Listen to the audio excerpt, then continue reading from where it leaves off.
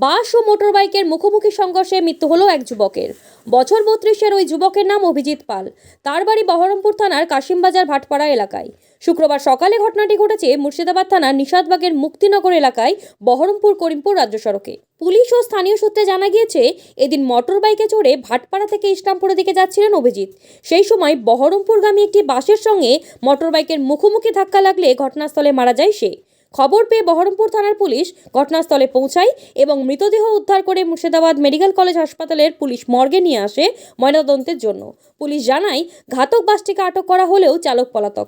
দিক থেকে বাসটা বহরমপুরের দিকে যাচ্ছিল, সেমতো অবস্থায় ইসলামপুর থেকে বহরমপুর থেকে ইসলামপুরের দিকে একটা মোটরসাইকেল যাচ্ছিল।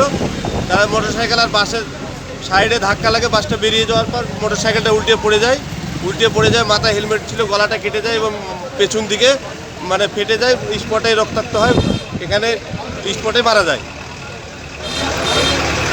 নাম ঠিকানা জানা গেছে? নাম ঠিকানা সম্ভবত কি একটা পাল বললো, বাড়ি হাজারি বাগান ভাটপাড়ার, সেটাই আমরা এখানে এসে খবরটা পেলাম। আপনার নাম? হ্যাঁ, আপনার নাম? আমার নাম ইসরাইল শেখ।